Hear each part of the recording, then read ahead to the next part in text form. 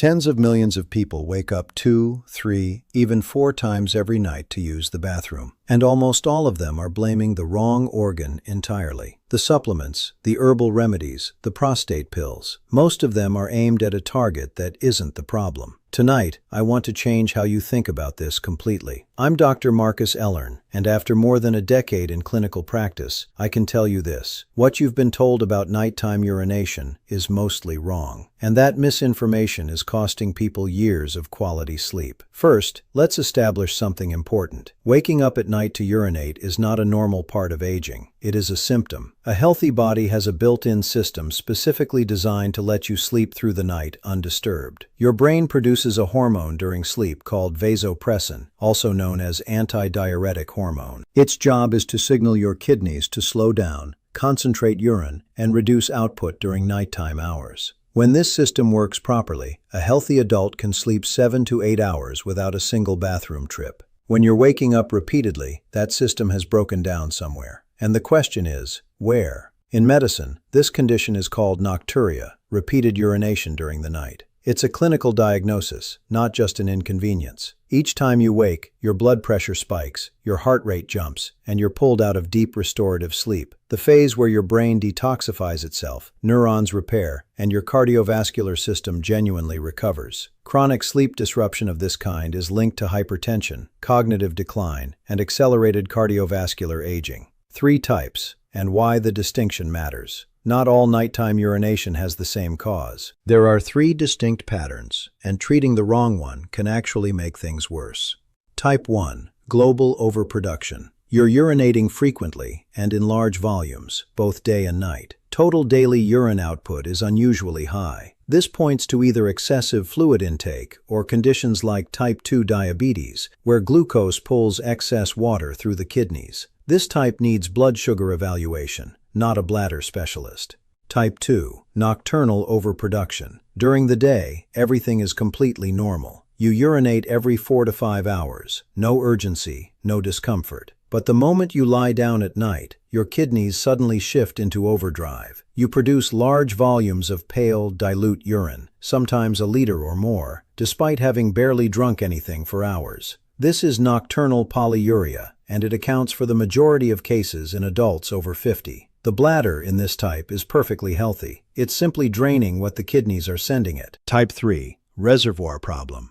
Urgent, frequent urges that produce almost nothing when you get to the bathroom. The bladder itself has become hypersensitive, triggering an alarm at 20 or 30 milliliters of urine, when normal capacity before urgency should be 2 to 300. This occurs with conditions like benign prostatic enlargement, overactive bladder, chronic low-grade infection, or bladder stones. Identifying your type is step 1. Everything else follows from that. The real cause most people miss. Here is the mechanism that changes everything, and almost no one is talking about it in a clinical waiting room. When you sit or stand throughout the day, gravity continuously pulls fluid downward into your legs. In a younger, more active body, strong venous valves and muscular contractions in the calves pump that fluid back upward efficiently. With age, a sedentary lifestyle, or early cardiovascular insufficiency, that pump weakens. Fluid begins to leak through vessel walls and accumulate silently in the soft tissue of the lower legs, sometimes up to 1.5 liters, without obvious visible swelling. You might notice only that your socks leave a faint groove in your skin by evening. That groove is evidence. Now you lie down to sleep. Your legs rise to the level of your heart. Gravity no longer holds that trapped fluid in place. Over the next hour or 2, it floods back into circulation. Your blood volume rises sharply. Your heart's right atrium stretches under the sudden load and releases a hormone called atrial natriuretic peptide, a chemical signal to the kidneys that says, offload this excess fluid immediately. Your kidneys comply. They shift into emergency filtration mode, expelling water and sodium rapidly. Your bladder fills. You wake up. You empty it. But the fluid from your legs hasn't finished mobilizing. 2 hours later, Full bladder again. This is why people who haven't had a drink since 6 in the evening are still producing 500 milliliters of urine at 2 in the morning. They are not dehydrated. They are draining their own legs. No prostate supplement addresses this. No bladder medication touches it, because neither the prostate nor the bladder is the source. How to check yourself. 2 simple tests. You don't need a scan or a specialist for an initial assessment. You need your hands and 15 minutes. Test 1. The shin press. Sit comfortably and expose your lower leg. Find the shin bone, the hard ridge running down the front of your lower leg with no muscle over it. Press the pad of your thumb firmly against that bone, about 4 to 5 inches above the ankle. Hold for 10 to 15 seconds with real pressure. Remove your thumb and feel the spot. If the skin springs back immediately, no significant edema. If there's a visible dent that takes several seconds to refill, that's trapped fluid. And at night, that fluid will route through your kidneys. Test 2. The urine diary. On a day off, measure your urine output separately for daytime and nighttime hours. Include your first morning urination as part of the nighttime total. If more than 1/3 of your total daily output is happening at night, you have nocturnal polyuria. Your kidneys have inverted their schedule, not because of your bladder, but because of fluid redistribution. 3 categories of food actively program your kidneys to work harder at night.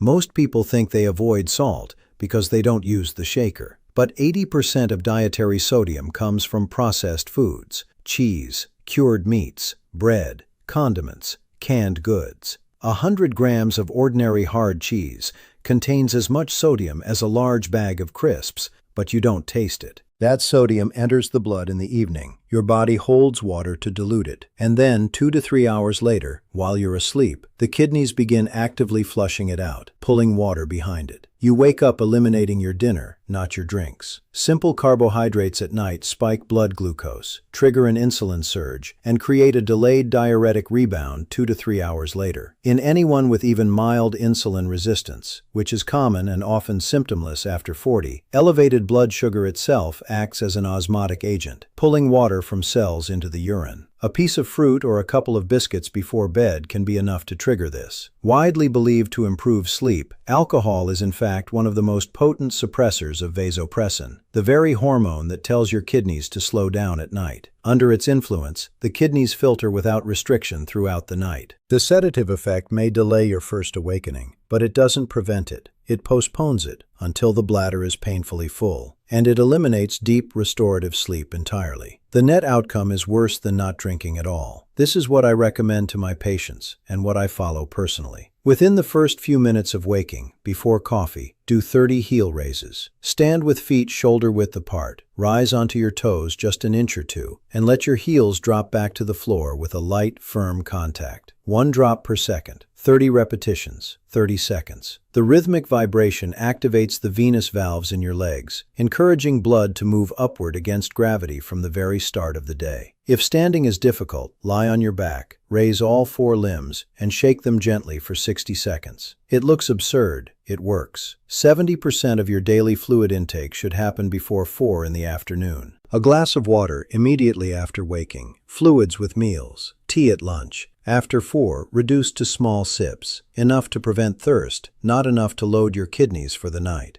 Remove the salt shaker from the table. Salt only during cooking. This single change reduces daily sodium intake by 20 to 30% without altering your diet. 1 to 1.5 hours before bed, lie on your sofa or the floor and elevate your legs above the level of your heart, propped on sofa cushions, against the wall, or on the back of a chair. Maintain this for 15 to 20 minutes. You can read or watch something. You are using gravity intentionally, pulling fluid back out of your leg tissue and through your kidneys while you are awake and in control. 30 to 40 minutes after finishing, you will urinate, releasing the volume that would otherwise have woken you at 2 in the morning. Then go to bed. If your legs show visible swelling by evening, add graduated compression stockings worn from mid-afternoon until your pre-bed shower. They prevent fluid from pooling in the lower legs during those critical evening hours. Lying in bed, perform 20 to 30 pelvic floor contractions. The important detail: this is not about squeezing the buttocks or tightening the abdomen. Isolate only the pelvic floor. Imagine drawing the perineum upward internally, like an elevator rising.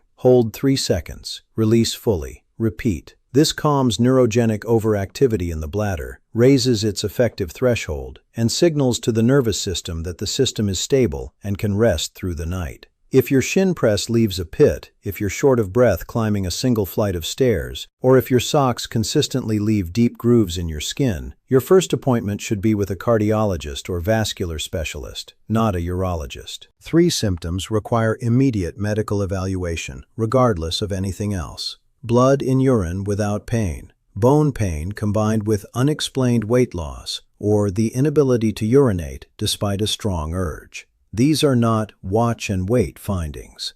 Your bladder is not your enemy. It is a signal, and in the majority of cases involving nighttime urination, it is a signal about fluid mechanics, cardiovascular efficiency, diet, and daily routine, not about the bladder itself. The protocol I've described costs nothing beyond a pair of compression stockings. It requires no prescription, no procedure. It requires only consistency and the understanding that your body is built to sleep through the night, and that with the right support, it still can.